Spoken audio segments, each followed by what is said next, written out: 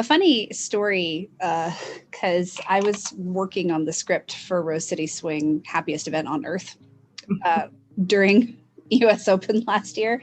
And then I saw this routine and I'm like, oh, well, I guess that song's not going in the show because I can't top that. Because, I mean, that would have been a great song for Brad and Forrest. But then I'm just like, nope, it's already been done. Damn it. Okay. What next? Already been very well done. I know. It's like, I'm just not even going to try. Welcome to another zany episode of Nerdy West Coast Swing, where the anchors are out of this world and the points don't matter, and we keep going on Thanksgiving. I'm Cassie Winter. I'm Alicia Marshall. You're wondering who are we to be going through these videos about these pros. Cassie and I both have extensive experience in both partner and solo dance. She has about 21 years. I have about 23. And I think today we're talking about third place showcase from last year. Yeah, Glen and Callum Powell, history-making routine. Link in the chat. Go ahead and give it a watch. And when you're back, we will get to analyzing. To the screen share. So we were just planning on framing through this entire routine, talking about it as we go. Yeah. This routine is actually, I don't want to say simple, but like a lot of what they're doing is fairly simple, but it's just the way that they're performing it that makes it really impactful. Yes, I 100% agree. And I also am just one for simple classic swing. Yeah. Whether it's Lindy based or West Coast swing based. Yeah. That was the other thing, is that I do like that it's not necessarily West Coast swing based. Yeah. And we were talking about this earlier, but they have a lot of very creative ways of not actually breaking away, but it doesn't necessarily look like they're still connected like they are, but just like that extra hand on the back. Yeah.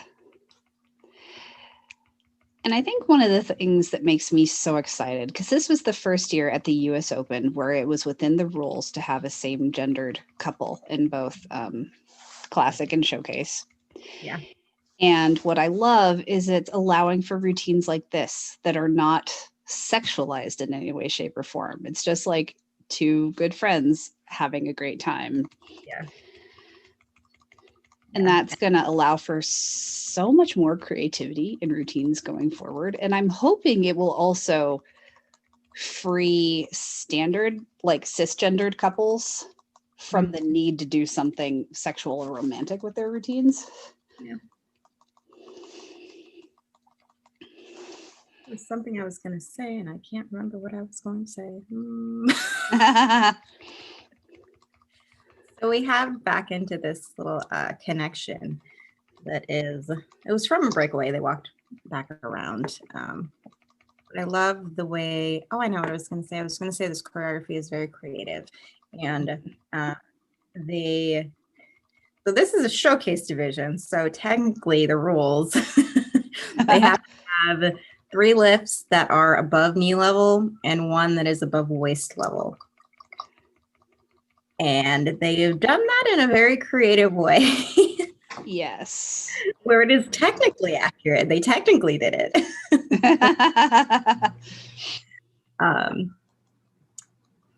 Yeah, they go by really fast. Yeah.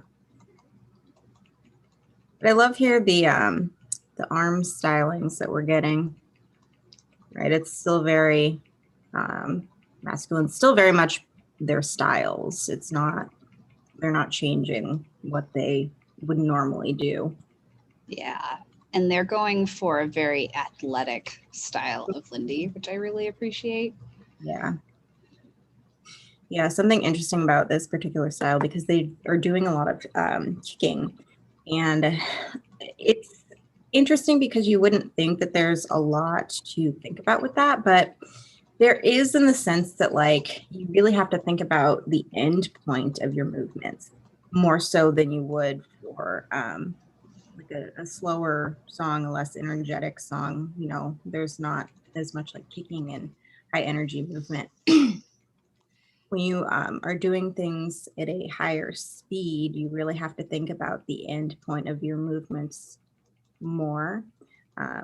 Like you do when things are slow as well, but it's a little bit of a different way. You have to think of not ending like too fast, whereas with, you know, this type of movement, you really have to think of, okay, this is a quick paced thing. Where am I ending so I can get back to, you know, my next spot?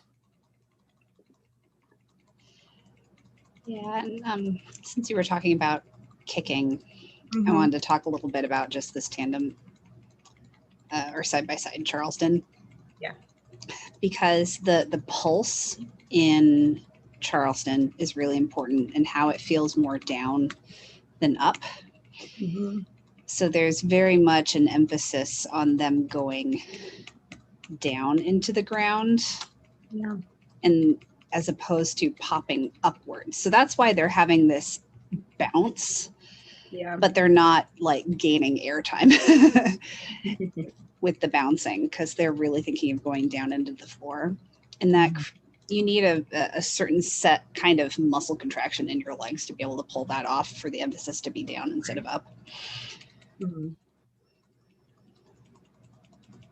Yeah, and the style that they're doing, I mean, there's a lot of bent knees, but it doesn't detract from it because, you know, that's very much the style that they're going for. Mm-hmm.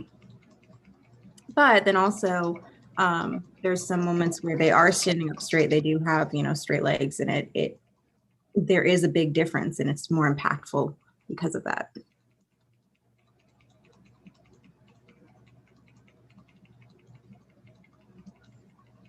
Your clicking just got very loud for some reason. No idea why. Nothing changed on my end. Sounds about right. Yay, Zoom.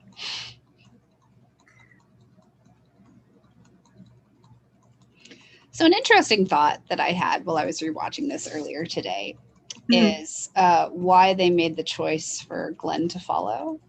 Yeah. And I'm wondering if that's simply because Glen is shorter. That was my thought as well. Yeah. I think that that's probably why. And, you know, honestly, like they're not doing a lot that is necessarily lead follow. It is, but a lot of what they're doing doesn't necessarily have to have that.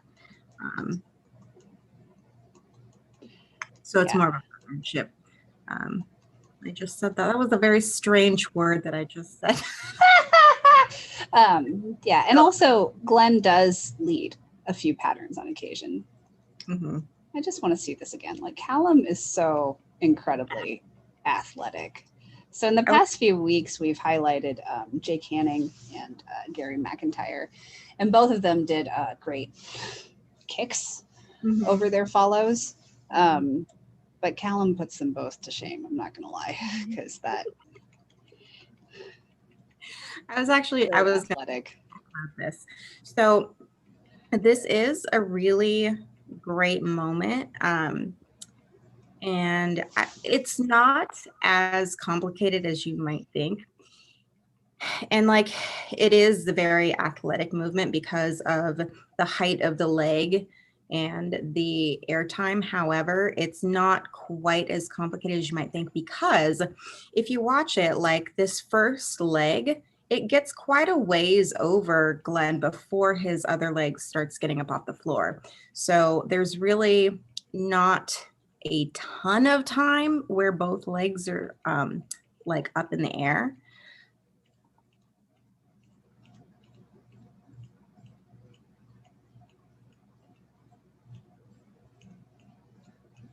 And I think that it's more of an illusion how close they are. I think that Glen, Callum's further back than yeah. I think just because Glen is bending down quite a bit, he has a really good squat, like that level change. I think it makes it look more like he's going right over him. Yeah, but you can tell that there's this there's probably at least 1 foot length in between their feet. Yeah. They're not like right on top of each other. Mm-hmm. What impresses me is how much air he gets with his second foot. Yeah. Because that requires so much leg strength to propel upwards. And he's not bending really far into his knee before he goes into it. Like he is a little bit, but it's not quite as much as you might think. Yeah, because he's also using the momentum of his first leg. Exactly. That's lifting him up. Right. That rainbow effect really kind of allows him to drag that second leg behind. And so he is pressing off with the second leg, but because he has that momentum of the first leg, he doesn't have to do quite as much.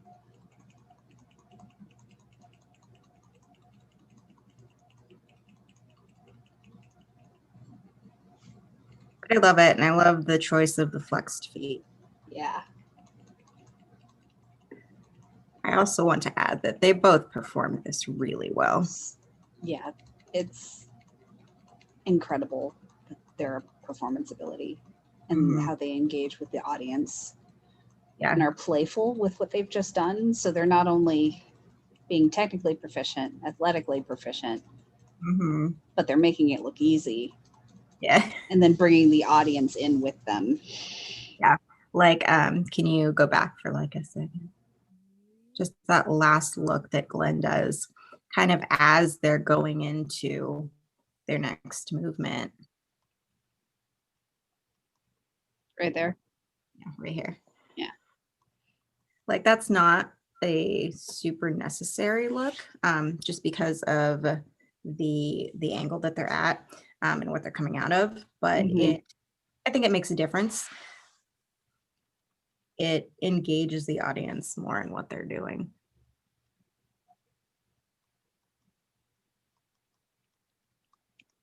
I love this callback because they did a similar wide stance pop and slide together earlier in the routine. And they call back to it right here. Yeah, they have a lot of sliding in this routine, which is really fun. I like the aspect of it. It's kind of unique, and it's in contrast to what they're doing. The rest of the routine is more like, I don't want to say bouncy, but more like upbeat, and there's a lot more fast movements, and the smoothness of the gliding is a really nice contrast to it.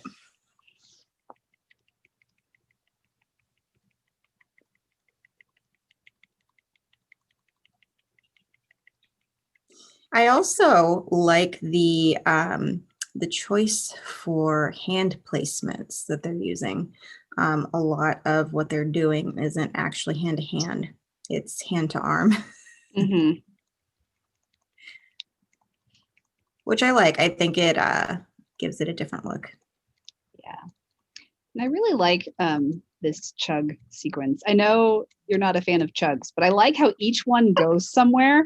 Like it becomes jazzier the farther they get into it. And I like really appreciate the escalation of each one after the other. No, I agree. I really like this chug sequence, but yeah, no, I don't like chugs in general. I will chugs. There's another slide. Yeah. And it's interesting because every time that they're doing them, they're doing it a little bit different way. So like those glides where they're closing in the legs, you have to use a lot more inner thigh than like those glides where you're moving to the side altogether.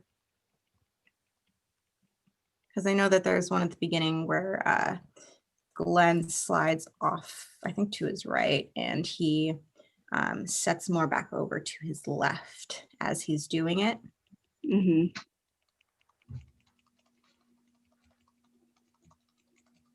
But you don't necessarily see that in any of the other ones that they're doing where they're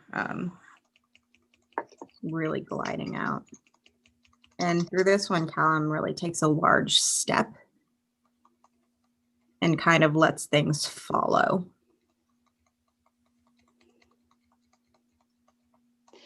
I wanted to highlight this moment because it's really fun because technically right here, Glen has a more traditional leader handhold right here.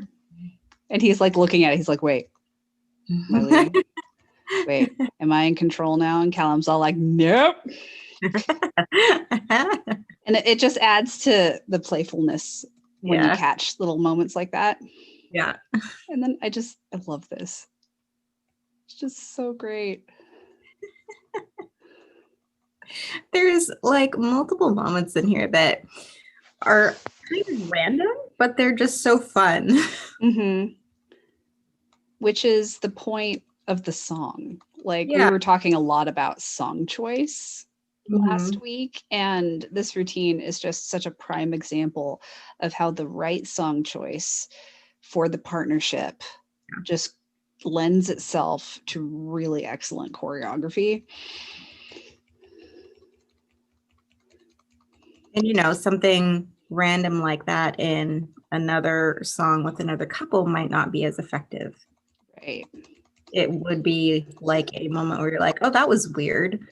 Right.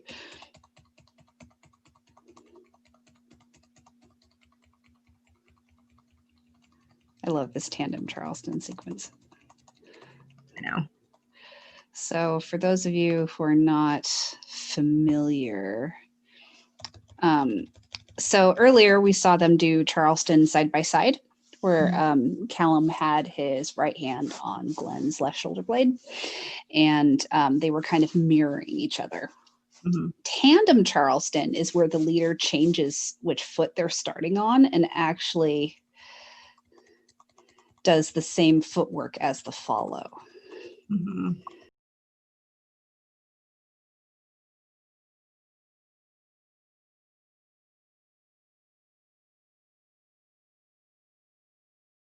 It's been a long time since I've done Lindy, but that's where I started. I just don't do it anymore because I'll get a migraine if I pulse down into the ground every count. It's quite sad. Oh, here we go. All right. So this is what we have determined to be the first lift as per US Open rules. And I love the way Callum preps into it. He's like, you have no idea what's coming. You ready for this? It does. It looks like he's about to go forward with something. Yeah. And this is interesting. So the way that they're going into this, if you watch Callum, like he is not just directly stepping up onto Glen, he is kind of really prepping and making sure that he isn't directly giving that like downward weight. Because Glen, as Callum is like prepping and coming up, Glen like really engages his abs, and you can see he kind of tilts upwards right there. As Callum starts to get his weight right up over that foot. Then the other thing that's happening is, so the center counterpoint actually becomes Callum's right ankle right here. Yep. And so they have this away energy, and then they both come towards each other. So it's not just that Callum is hopping back a small step, like maybe half a step, but Glen is also coming forward towards Callum. Yeah, he's coming up underneath him. Yeah, so that way Callum has the right footing, even though he can't see it. Yeah. And then the way he performs it is just so perfect. I know. It's great. And playful.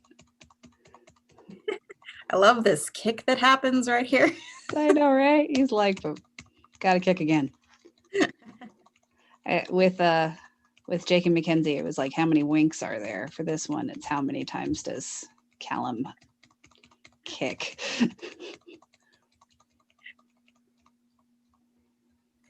You can also see he kind of, as he's getting up here, he uses his upper body to like pull himself up almost.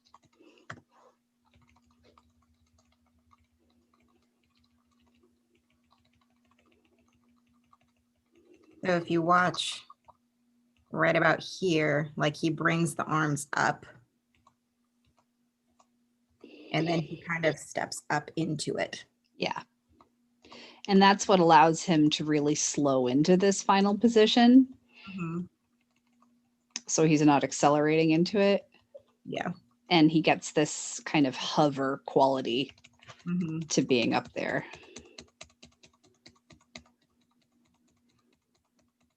He just like tips off. And I find it interesting, like Glen doesn't let go until right here.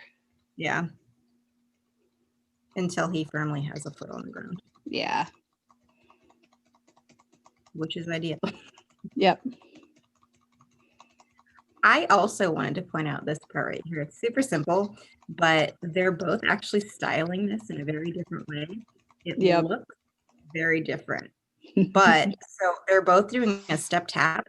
But if you watch, Glen is just going to the side and Callum is actually pulling that foot up underneath him. And so he is letting the hip come forward.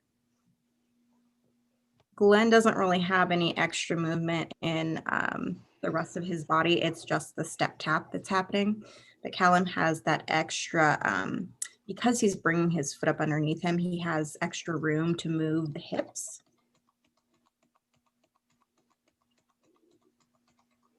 And so we see this like extra movement from him that we don't see with Glen. Neither are correct or incorrect. They're just styling it differently. Mm-hmm. And then we get very intense. But I like it. I like the contrast of kind of being chill for a minute, then going into a lot more intense movement. Keeps it interesting. The contrast is something that is super important to keep an interesting dance. Mm-hmm. All right, here we go. Lift number 2. I love how Callum like preps with his tongue. He's like biting on it. He's like, ready for this? With his tongue. Just so much more fun in slow motion. It's great. So this connection is interesting, actually.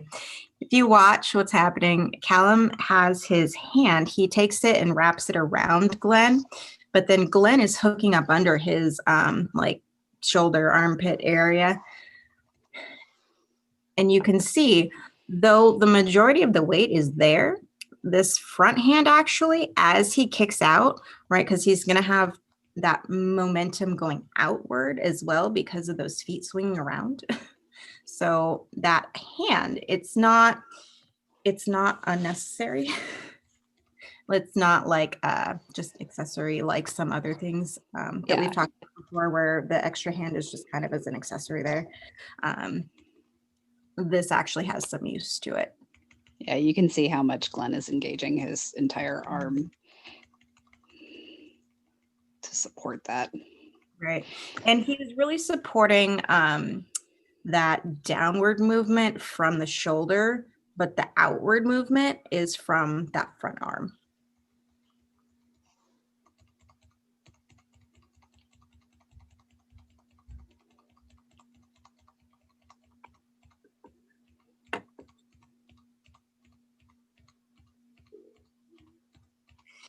And he's actually, so the other thing I was going to say about this is the momentum that he's getting isn't just from that entrance to it. It's also from the way that he's swinging that leg up and around. Mm-hmm. So we watch that free leg. He brings it up and over. And that's giving that extra momentum to get them going rotationally, because he's not bringing it, it's not going like straight. He's bringing it from behind to in front of him. So that's going to give it a more circular momentum. Yep. And you can see how Glen is equal and opposite out the other side. Mm-hmm. That momentum. So Glen is positioning himself opposite that free leg to counter it. And that's also helping with the circular momentum. Mhm. Yeah, it's hard to see because of the angle that Glen is at, but he's leaning back quite Yeah. dramatically into it. If he was standing upright, they would be falling. Oh yeah. This would be deadly if he wasn't. You Would can not kind of see it a little bit right here. But yeah, Mhm. Glen's sitting back towards the flags to counter. Yeah, and he kind of shifts it as well. You can see the hips shifting. Like he doesn't really move his feet until like the very end of it. But you can see Yep. the shifting from over the right foot to over the left foot, and then he starts moving the feet because Callum is far enough in front of him where he needs to move. Yep.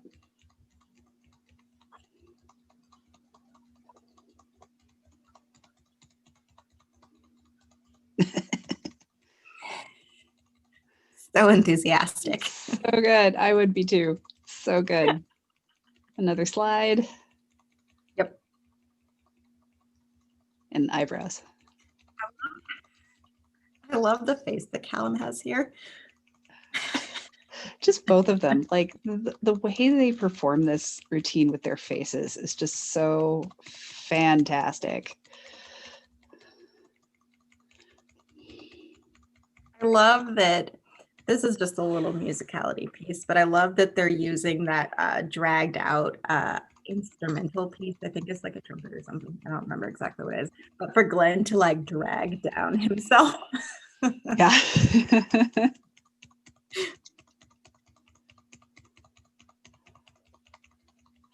It's interesting because they are moving away from each other in that little kick thing that they do, but they're actually not using each other too terribly much.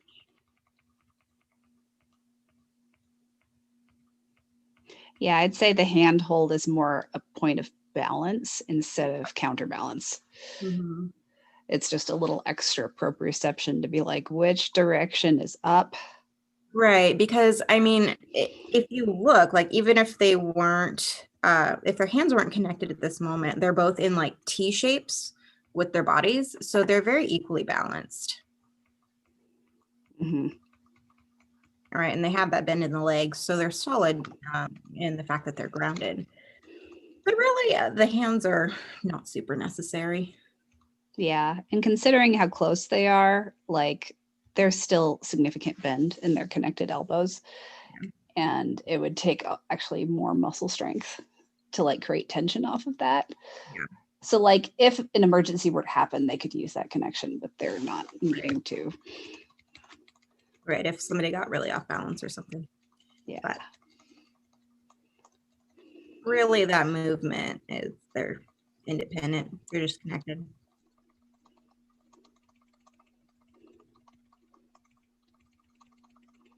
Love the arm changes here. Mm-hmm. And again. Well, it kind of takes it Now because you're locked.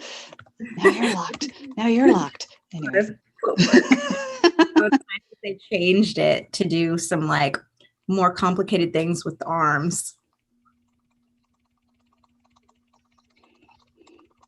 It's also giving their legs a bit of a break. Yes. Like we are only halfway through this routine. Like this is an incredibly athletic performance. Mm-hmm. Yeah, and it's funny because like the majority of what they're doing, it's not super complicated, but it's just the level of energy that they're putting into it. Right.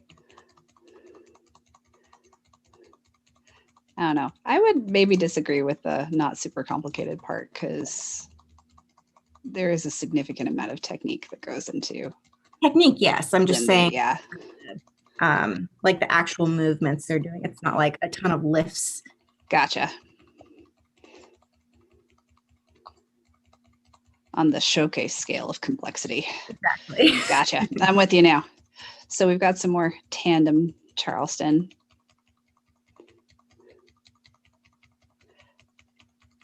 But they are still connected, which is Yep. nice. But not super obvious.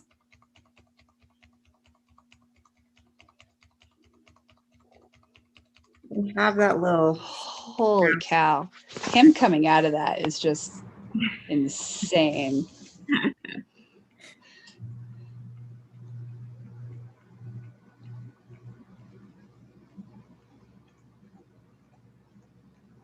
Yeah, it's interesting, like, because he needs to be able to do that like himself, but Glen adding a little bit of extra help into it. Yeah. He's adding like stability, but it's really Callum retracting his right leg that's initiating that rotation. Yeah. And I would say also a significant amount of tension in his inner left thigh. Mm-hmm. Like Andrew pistol squats. Yeah.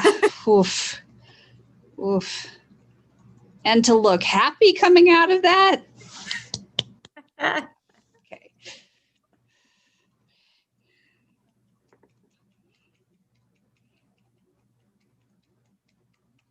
I love this part. I love that they chose to put in the heel switches. Yeah, I think those are called Susie Q's, if I remember correctly. Oh, I love this sequence too. So Callum catches on Glen's knee.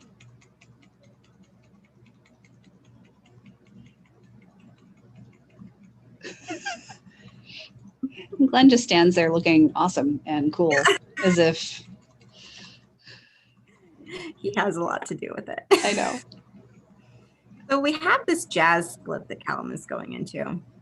And it's interesting because while it is super complicated for him to get out of it, it's probably not quite as complicated as you might think. And that's just kind of the beginning part of it where he's getting out of it. But first, we have the third and final lift, the sneakiest lift of them all. Technically, above Callum's waist. Yep. Technically. And we have 1 frame, 2 frames, 3 frames, 4 frames, 5 frames, 6 frames, 7. No, just 6. There's just 6 in the air. So 1/4 of a second.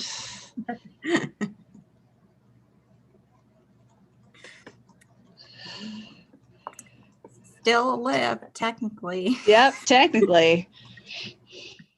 Very sneaky. I feel like that was just like, how can we get in a lift? Yep. And be as sneaky as possible about it, basically. Mm-hmm. Can we rewind and go back a little bit? Yeah.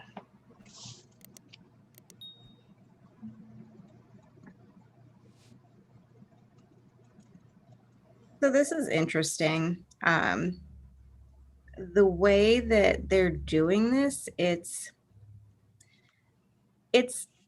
assisted by Callum, but it's not, he's not doing too terribly much.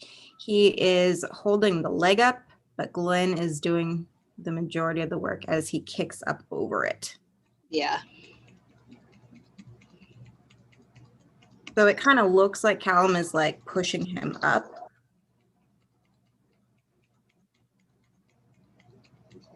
But he's kind of taking his leg, holding it here as he completes the rest of it. So the majority of this is coming from that right leg.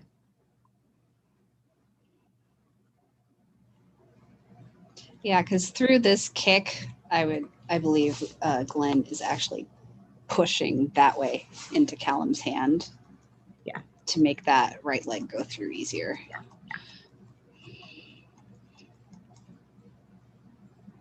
Oh man, this routine goes by so fast. I don't think I've caught those great heel rocks before. Mm-hmm. So good.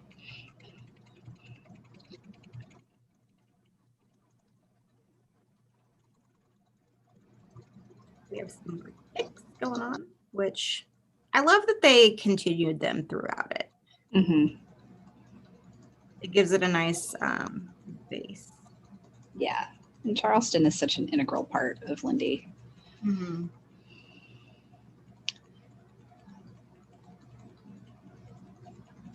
Another slide. I love that slide so much because they travel through it. They do. So it's really a combination. If you watch, so they're reaching with their left leg, but they're also allowing those the left arms to swing through. So that's kind of pulling them as they're pushing off with that right foot, which is why they're getting so much extra slide. Yep.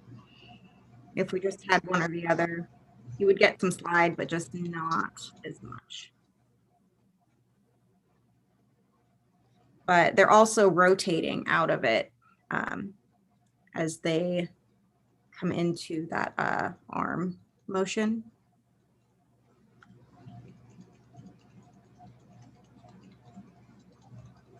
So the fact that they are rotating from the back to the front and then letting the arms swing, that's giving them a lot of extra momentum.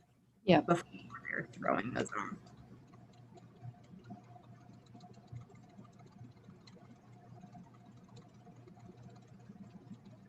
This is kind of another one of those just like random moments.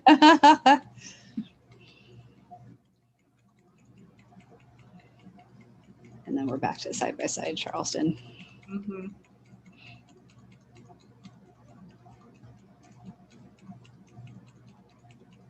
But we are traveling diagonally with it. Mm-hmm.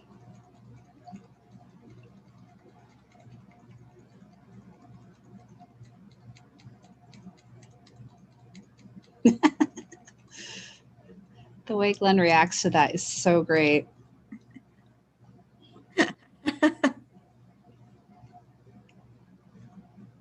Because there's a little bit of him reacting to the contact. It's like the eyes get slightly wider. So good. And there's a little overlap in his cervical spine. Yeah.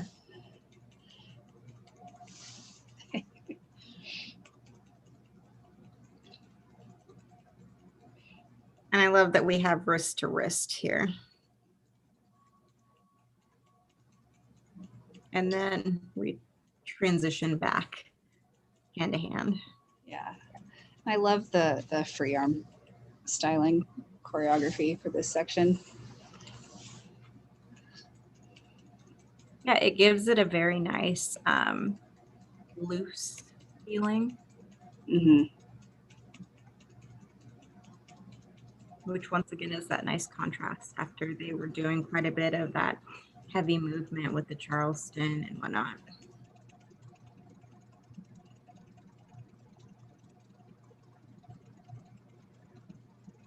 I believe this is the second time we're doing this particular movement. Yeah, basic Lindy whip or swing out. I guess while we're here, let's talk a little bit about the difference between a Lindy 8-count whip versus a West Coast swing one. Yeah. So besides the basics, how like the follow does a swivel for their 1 and 2, the biggest difference comes on count 3. And if we watch Glen's right foot, he's just stepped onto 2 with his left. His right foot is free. The right foot comes in front and replaces, whereas in West Coast swing, it would travel backwards into a coaster step.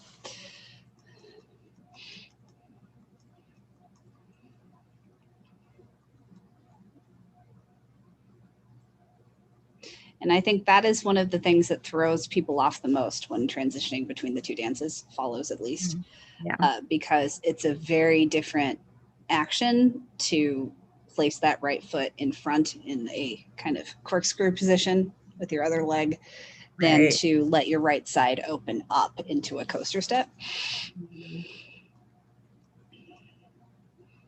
It involves much more contra body. Yeah.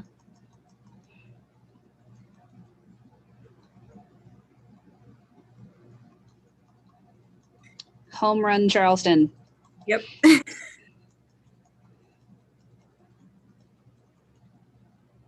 Hands are going way more. Yep.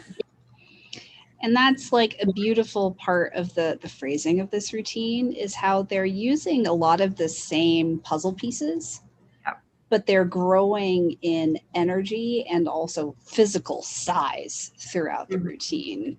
They take up more space with the same patterns. Mm-hmm.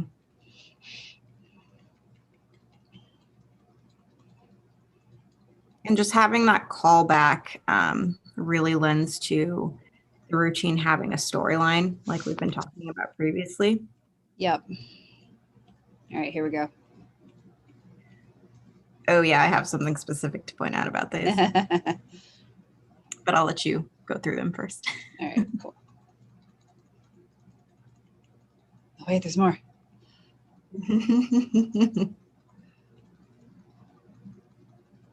It's a funny story. I did a pretty intense shoulder workout earlier, and they're like hurting just watching this routine.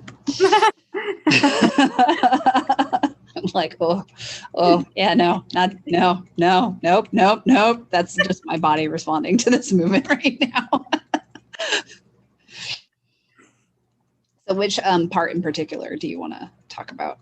So if you just go back to the beginning of it, we're going to watch the handhold that we have going on here, because Callum is coming up and over his own arm.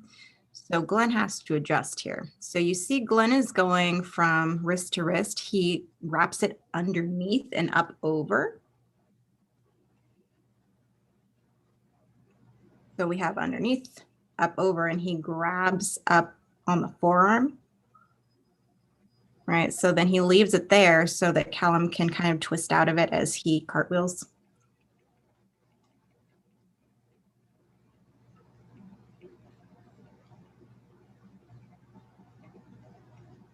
But then as we get out of this first one, if you watch, he rewraps the arm.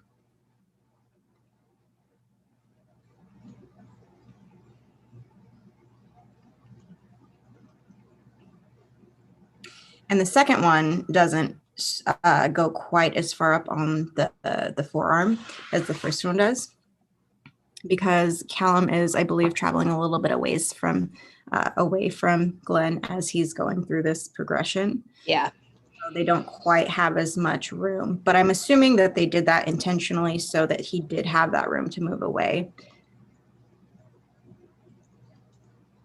Yeah, and then Glen gets one final turn, so they end up in line with each other. Yep.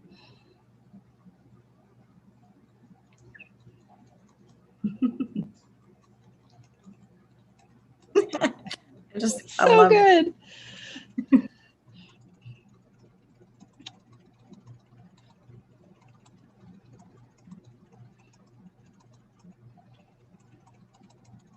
whole routine has been very well timed for the both of them, with all of the kicks and whatnot. Like they're stopping at the same points.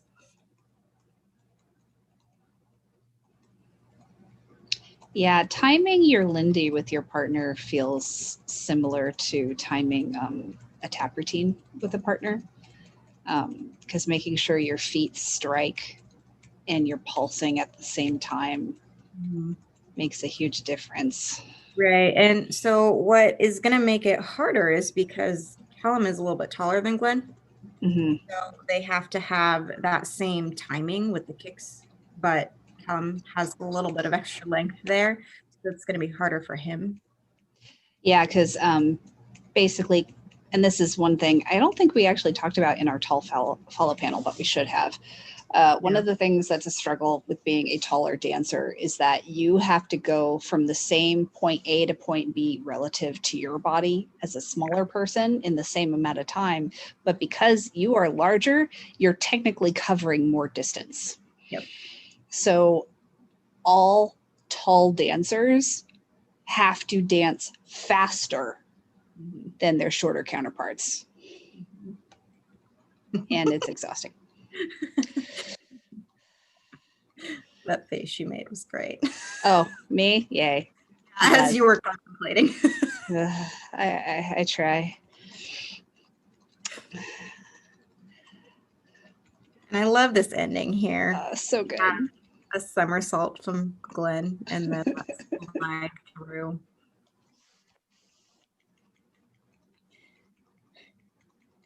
And it's funny because you can't quite see how much he's diving into that somersault, but you actually can in that back.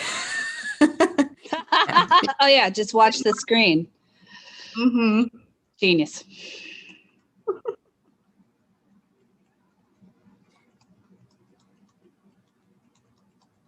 Yeah, he's diving fairly aggressively into that somersault. Which means you really need to protect your upper like shoulder area and your neck area, because if you go through that really aggressively and you don't, you're going to hurt yourself. You will bruise.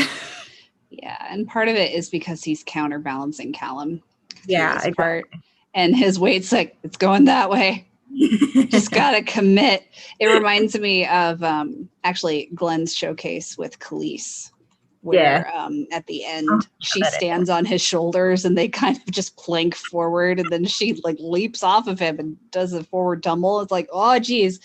The first time I saw that, it was in person, and I nearly had a heart attack. I was like right in front of them, and I'm like, ah. So I remember the year that they did that routine at Sea to Sky, I was walking out of the ballroom and she was like right next to me in the hallway. And I don't know why she like randomly started talking to me, but she said something along the lines of like, people think that it gets less scary and it doesn't. Like, that's fair. I adore Khalees. Oh man, it was such a treat getting to have her at Bridgetown. Yeah. So any questions about the routine or how to make the perfect mashed potatoes? I don't know. Thanksgiving, we got options. I'm kind of wondering something like, how long does it take to put together a routine that has gymnastics where people are doing like flips and spins and somersaults and making sure that they don't hit each other as they're doing a spin or kick each other or hurt each other? I wonder how long it takes to actually choreograph that in a routine or in a number. Yeah, That it depends. It depends on A, who's choreographing, B, who the dancers are, and C, if they already know their capabilities and if they're wanting to like play around with some things. A lot of times you can get like the structure of a routine. I mean, even really in like a couple days, you can really get the structure. Thank you for joining us. Thank you. But what was it? You can get the structure in a couple days, and then really you can. And honestly, sometimes people will adjust the routine as the season goes along. So I know, like personally, I adjusted one of our routines at literally the open the morning of. So like it really just kind of changes and evolves. But in general, like for just kind of getting a full routine together, I mean, it depends if they're choreographing it themselves, maybe like a week or so. If they're meeting with somebody to choreograph, it might take a little bit longer than that. Depending, I know Chris and I went and stayed with Parker and Melissa for a few days, and we got our routine in that time period with them. But it was like we were with them all day, every day. So, if you're working with other pros or whatnot, it might take longer. It might take a month. It might take 3-4 meetings. Yeah, it really depends on the creative process. Because I know I've choreographed quite a few routines at this point, which still boggles my mind. But for example, my Rising Star routine with Rosie Thor that we did in 2015, that took me, I just threw together in like 10 hours over the course of a week. And then we showed it at Rose City Swing Rising Star. Because I didn't have enough competitors. And I was like, I'll throw something together for Bobak so he has at least a show. But then they were all like, are you taking that to Easter? And we're like, what? Weren't thinking about that. But the creative process as an artist, it can always vary so differently from project to project. Sometimes a choreography will just like vomit out of you. And other times you'll be looking for the right move to open the routine for months and months and months. And it's part experience. How many routines have you choreographed before? Part who your partner is, or like Alicia was saying, like what pros you're working with on the routine. Like a lot goes into it. It can go really fast and it can also go slow, but it depends on what your goal is. Yeah. I also have to add to that a lot of times if there is extra like gymnastics pieces and like tricks and whatnot, a lot of times you will go into it knowing I want to put these 3 tricks in, and you know exactly what you want to do and you choreograph around that rather than being like, okay, well, let's figure out something that we can do that's acrobatic here.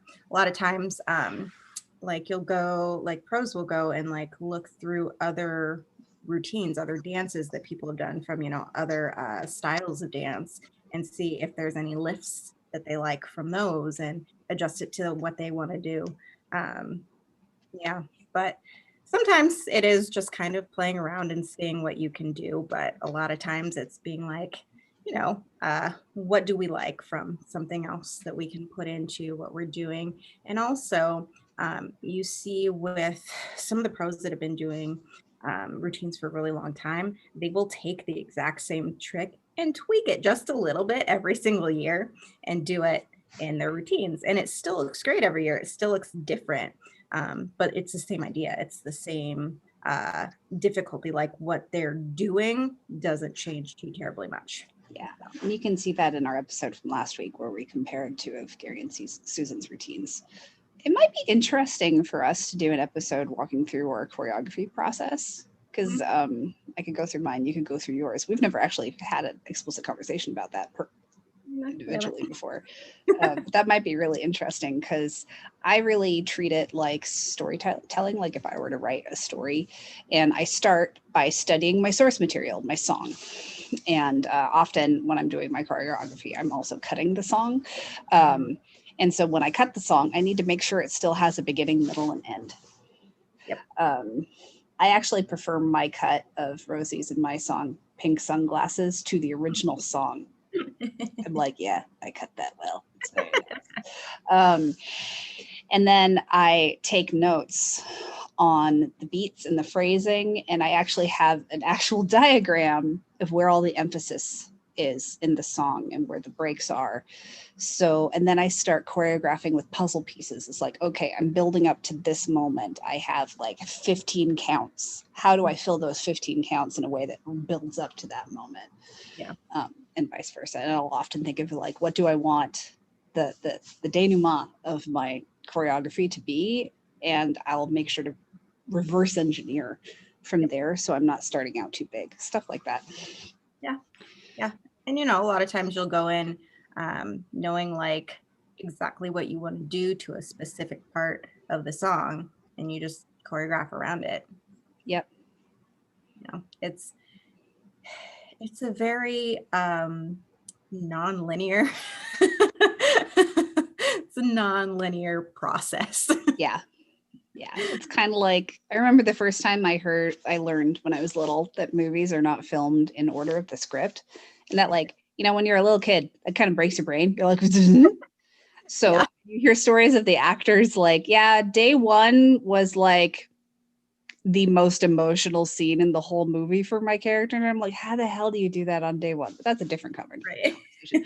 But like creating a large creative piece, like be it a choreography to a song or like a short story or a novel, is a similar process. You don't necessarily go from beginning to end in your brain. You usually have ideas for certain pieces and then you start rearranging them and then filling in the gaps. What? Yeah, it's fun. Yeah, it is. It's enjoyable masochism. I hope that answered your question. It's a very lengthy response. No, I'm very happy. This is very helpful. I really, yeah, you both did really, you answered it very thoroughly. Yeah, it's Okay. very helpful. So glad. We might enjoy choreographing. It's fun. Yeah, it's nice. I didn't know that films were chopped up into pieces, like and everything. That's interesting too. Yep. Yeah. Oh wow. And part of it is logistics. Like I like being organized, but I can't imagine being like the head of production and being in charge, getting all your ducks in a row and making sure that like everything that needs to get filmed in this location gets filmed in that location and the appropriate like no, I refuse. I got enough to organize. I'm good. Don't need any more. Are there any other questions about anything we talked about tonight? I was just curious, is Callum like traditionally a swing dancer, or is he just like friends with Glen and they decided to do this routine?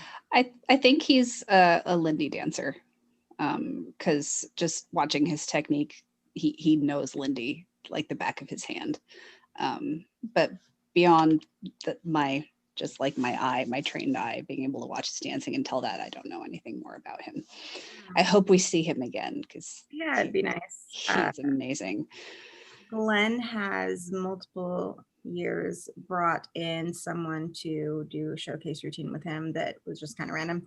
I know in 2018 he did showcase with Flor Diaz, and I believe at that point she was novice, and just I don't really know how they ended up doing that, but she was a fantastic dancer.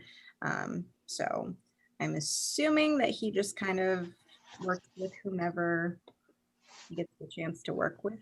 And yeah, I have not really seen Callum around previous to that. So Because Glen Yeah, has just- like 500 million different routine partners. Yeah.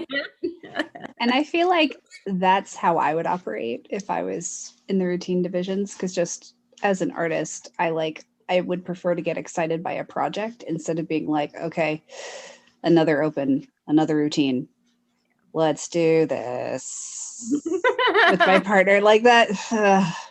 Like unless I had the perfect partner, I don't think that would be my thing. But being like, ooh, this song with this partner, can we do it? And if they said yes, I'd be like, yeah. But I feel that just from the outside seems to be what he does. And I like, yes, I get it. Yeah. That just sounds so creatively fulfilling.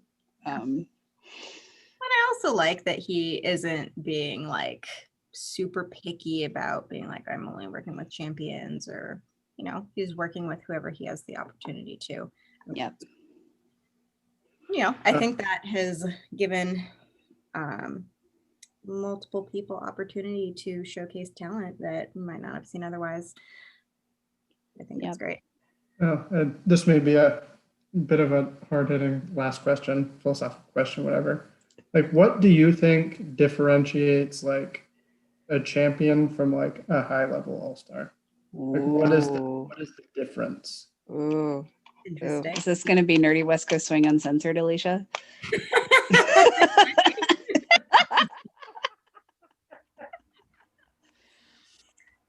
It's interesting because the actual technicalities behind it, I don't know that I super agree with, because well, my main thing is about Mackenzie, honestly, because I've seen Mackenzie compete in All-Stars for a really long time, even though she is now placed second and third in the Open. Yeah. Years, and she's been competing for a really, really long time. So it honestly also depends on what event it is. So the like actual technicalities of it, I'm not a huge fan of, but in general, I think that you know, skill level is very different, in my opinion, for a high level all-star versus a champion. And I think that the fact that it does take people so long to start dancing in the champions division is accurate. I think that's correct. But you know, it's really like, if you watch an all-star comp, like a lot of times it is about doing things. And at the champion level, it's not so much about doing things, it's about creating things together. And I think that's a huge, like, differentiating, I don't know. Yeah. Like the priority goes Yeah. back to partnering Mhm. the more advanced you become. Right. And I do feel like with the highest level all-stars and the champions, like, yes, there is a gap, but there isn't as much of a gap, I believe, than there is between the high level all-stars and the newer all-stars. I feel like that's a much larger gap. Yeah. Which is funny because we tend to think of like the gap in skill level between a newer dancer in the division versus someone exiting the division. We think that gets like smaller as you go up the ranks, but it really doesn't. There's still a huge difference. And it comes down to like technique, nuance of the technique, partnering, and understanding of not only West Coast swing. Like those who are really excellent at this dance also have a broader dance background and have more than just swing technique in their pocket. And to me, and this is just one of my soapboxes, like, it's a partner dance. We should be partnering. I don't care what division you're in. If you're not dancing with your partner, you're not dancing West Coast swing. Yeah. That's me. Brandy's all about the ankles. She thinks the ankles are swing content. Me, I'm just like, you've got a person on the other end of your hand. Dance with them. Ignore them. I know. Like, that's one of my biggest struggles in advanced is so many of the people I draw in a prelim in the advanced division don't give me the time of day. Like, they're just dancing on the other end of my hand. And I like, we're in this together. I can help. Yeah. If you let me. Yeah. Yeah. But yeah, I mean, you know, I think that I wanted to add to you saying that the highest level dancers tend to have other background in dance. I don't think that's the only way that you can get up to that level. Right. But I do but it's think a tendency. It's a tendency because you are more experienced with it. And you know, has been more time for you to practice technique and practice being able to manipulate your body and, you know, figure out how you want to work with things. So the tendency, because they are better at that and they've had more time to do that, is why they're better at that. But yeah. We see teams that have also not done that road. Like, yeah. And then there's the idea of deliberate practice instead of just putting time into your practice. Because 5 minutes of deliberate practice where you are being very conscious of the thing you are trying to change and actually practicing doing it wrong, so you know what that feels like in your body, and then practice doing it right.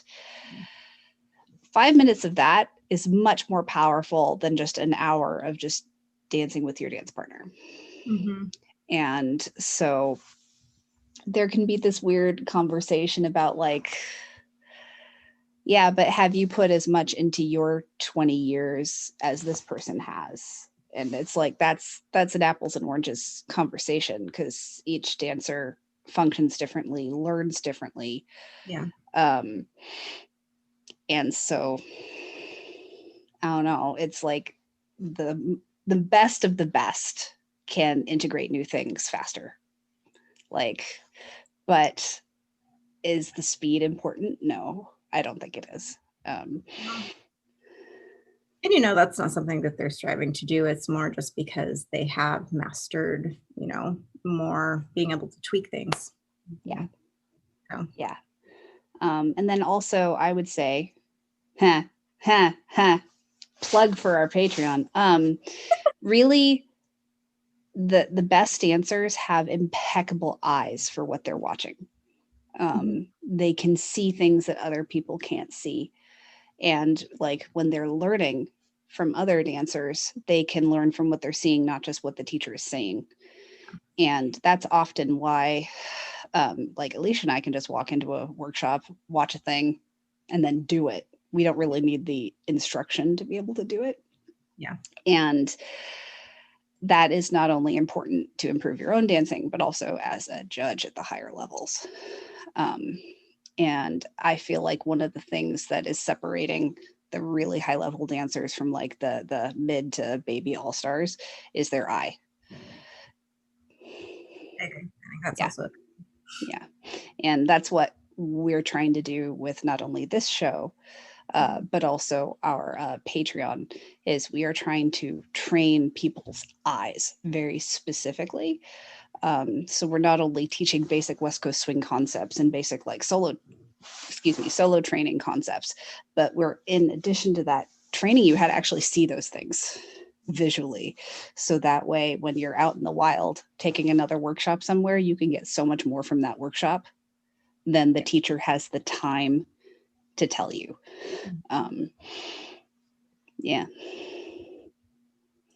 End spiel, insert Patreon logo somewhere around my person.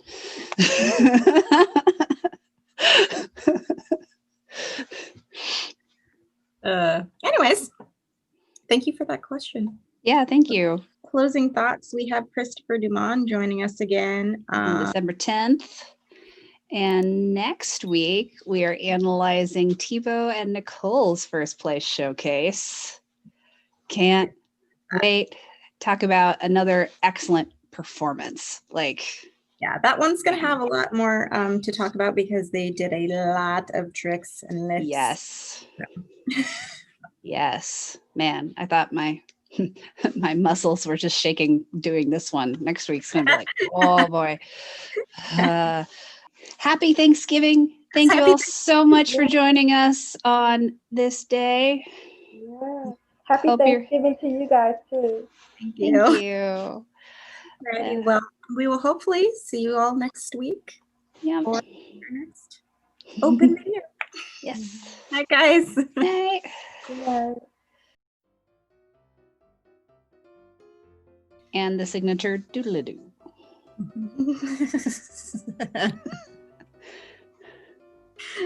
Is that what you're calling it? The doodle-doo? The doodle-doo. Yeah. Because that's what I'm saying, just at a higher pitch. And it gets a little more styled. I have had this version of Friend Like Me stuck in my head for the past 3 days. Same. Oh, it's really hard to fall asleep when this song is stuck in your head. A little upbeat. Actually, so typically when I go through videos, I'll frame through, but I didn't do that for this one. I just slowed it down, but I didn't mute it. And it was this really I'm not sure how to describe it. Very slow and slinky feeling. It's the weirdest thing. It's what am I watching? I feel like my background is slightly cut off and I'm kind of bothered. A little bit. But I also It's not that bad. adjust it. I want you to see the top of my hair. Okay, here's hoping that Zoom isn't mean like it was on Tuesday. Can you see my screen? Yes. All right, final test. Can you sense movement? Yes, I can. Hallelujah. When we were filming for our Patreon on Tuesday, when we got to the last section, suddenly the screen share was no longer moving for Alicia. And we had to stop the recording, end the call, let her computer process the recording, start the call again, and the screen share again, and it finally worked.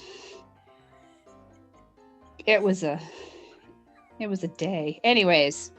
What am I listening to? Jazzy. I know this song, but not as jazzy as jazz.